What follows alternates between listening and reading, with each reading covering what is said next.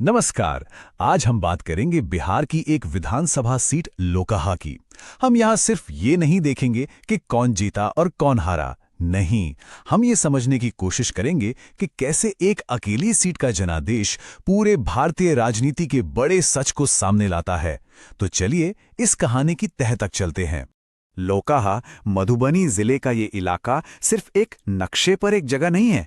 ये असल में उन बड़ी राजनीतिक ताकतों का एक छोटा सा आईना है जो पूरे देश को चला रही हैं।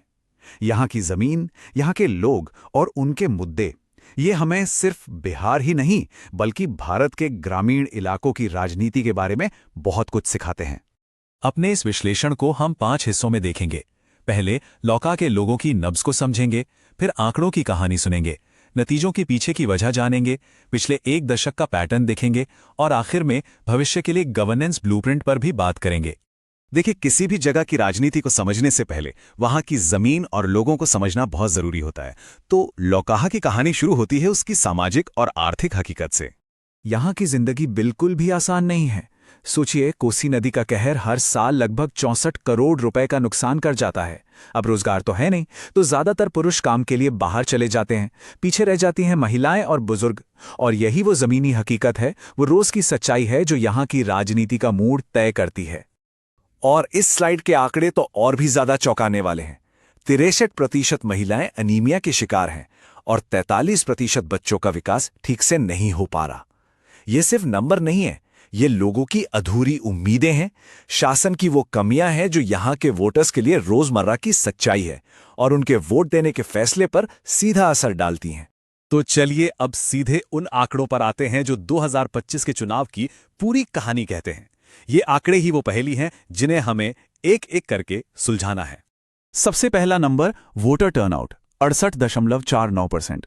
ये एक बहुत ऊंचा आंकड़ा है और राजनीति में जब भी ऐसा होता है तो ये अक्सर सत्ता के खिलाफ एक लहर या फिर बदलाव की एक जबरदस्त इच्छा का इशारा होता है। हम देखेंगे कि इस एक नंबर में ही जीत हार की कहानी का एक बहुत बड़ा हिस्सा छुपा हुआ है। अब दूसरा जरूरी नंबर 25,511। ये थी जीत और हार के बीच वोटों की गिनती। ये कोई छोटी मोटी बढ़त नहीं थी, ये एक साफ एक तरफा जनादेश था जो चीख चीख कर कह रहा था कि वोटर्स ने एक बहुत बड़ा बदलाव चाहा है। और तीसरा नंबर है 48। ये वो संख्या है जो मौजूदा विधायक ने विधानसभा में सवाल पूछने के लिए उठाई। वोटर्स के लिए ये नंबर उनकी निष्क्रियता का, उनकी बेरुखी का प्रतीक बन गया और उनकी नाराजगी की एक बहुत बड़ी वजह भी। और आखिर में ये रहे फाइनल नतीजे। जेडीयू के सतीश कुमार साह ने आरजेडी के भारत भूषण मंडल को हराया। नंबर्स तो साफ हैं, पर अब सवाल ये उठता है कि आखिर ऐसा हुआ क्यों। चलिए इसी को समझते हैं। तो इस नतीजे के पीछे असल वजह क्या थी? हमारा ये विश्लेषण किसी एक व्यक्ति के बारे में नहीं है, बल्कि उन सिस्टम्स के बारे में है, उन व्यवस्थाओं के बारे में है जिन्होंने इस नतीजे को मुमकिन बनाया। देखिए, चुनाव तो हमेशा जमीन पर मतलब बूथ लेवल पर ही लड़ा और जीता जाता है, और यहाँ जो फर्क है वो दिन रात का है। एक तरफ आरजेडी का पुराना तरीका, रिश्तों पर, जान पहचान और जाति के समीकरणों पर निर्भर। दूसरी तरफ एनडीए का सिस्टम, पूरी तरह से मशीनी, डेटा पर चलने वाला, डिजिटल, वो पन्ना प्रमुख जैसे फ्रेमवर्क इस्तेमाल कर रहे थे। तो ये सिर्फ 2 पार्टियों का नहीं बल्कि चुनाव लड़ने की 2 अलग अलग पीढ़ियों का मुकाबला था। और यहीं पे आके पूरा गणित साफ हो जाता है। आरजेडी का जो कोर सोशल गठबंधन है, मुस्लिम यादव, वो वोटर्स का करीब 31% है। हाँ, ये एक बहुत मजबूत आधार है, लेकिन चुनाव जीतने के लिए काफी नहीं है। जब तक इस बेस के साथ दूसरे सामाजिक समूहों को नहीं जोड़ा जाता, तब तक एक डेमोग्राफिक सीलिंग या कह लें कि एक गणितीय दीवार बनी रहती है जिसे पार करना बहुत मुश्किल हो जाता है। लेकिन 2025 का ये नतीजा कोई एक दिन की बात नहीं है। इसे ठीक से समझने के लिए हमें लोकाहा के पिछले 1 दशक के चुनावी इतिहास को देखना होगा, जो सच कहूं तो काफी उठापटक भरा रहा है। जरा इस टाइमलाइन पर नजर डालिए। 2015 में जेडीयू जीती, 2020 में आरजेडी और 2025 में फिर से जेडीयू। पैटर्न साफ है ना? यहां के वोटर्स हर चुनाव में मौजूदा विधायक को सत्ता से बाहर का रास्ता दिखा देते हैं। और इस पैटर्न से जो सबसे बड़ी बात सामने आती है वो ये है, लोकाहा के वोटर प्रशासनिक लापरवाही को बिल्कुल बर्दाश्त नहीं करते। बिल्कुल जीरो टॉलरेंस है। अगर उन्हें लगता है कि उनका चुनावा प्रतिनिधि काम नहीं कर रहा है तो वे उसे बदलने में एक पल भी नहीं सोचते। ये बात सिर्फ लोकाहा ही नहीं बल्कि देश के कई नेताओं के लिए एक बहुत बड़ा सबक है। तो ठीक है, हमने समस्या का विश्लेषण कर लिया। अब समाधान की बात करते हैं।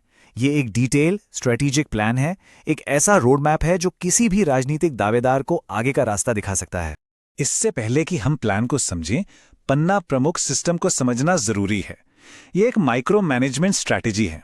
इसे ऐसे समझिए, आपके मोहल्ले का कोई एक व्यक्ति जिसकी जिम्मेदारी सिर्फ ये है कि वो पक्का करे कि उसके आसपास के 30-40 परिवार यानी वोटर लिस्ट का एक पन्ना वोट डालने जरूर जाएं।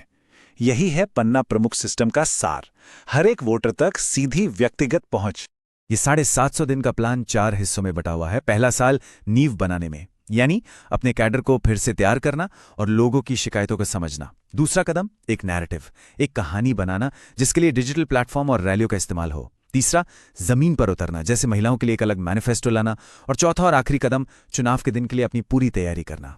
इस पूरी स्ट्रैटेजी का दिल है डेटा का सही इस्तेमाल, और ये सिर्फ चुनाव प्रचार के लिए नहीं बल्कि शासन के लिए है। अगर आपको पता है कि 63% महिलाएं एनीमिया से पीड़ित हैं, तो उस डेटा का इस्तेमाल मेडिकल कैंप लगाने के लिए कीजिए। अगर 43% बच्चे कुपोषित हैं, तो उस डेटा को सरकारी योजनाओं की नाकामी को उजागर करने के लिए इस्तेमाल कीजिए। हर झूठी खबर का जवाब सबूत के साथ, और वो भी स्थानीय मैथिली भाषा में दीजिए, ताकि लोगों से एक भावनात्मक रिश्ता बन सके। तो अंत में सवाल यही बचता है, लौकहा का भविष्य क्या होगा? क्या यह हमेशा की तरह चलने वाली राजनीति के रास्ते पर ही चलता रहेगा, या फिर डेटा पर आधारित लोगों को केंद्र में रखने वाली गवर्नेंस की एक नई व्यवस्था को अपनाएगा? इस विश्लेषण से एक बात तो साफ है कि वोटर बदलाव के लिए पूरी तरह तैयार है। अब गेंद राजनीतिक दलों के पाले में है, और यह सवाल सिर्फ लौकहा का नहीं है। शायद हम सभी को अपने अपने क्षेत्र के बारे में यही सवाल पूछना चाहिए। जवाब तो आने वाला वक्त ही देगा।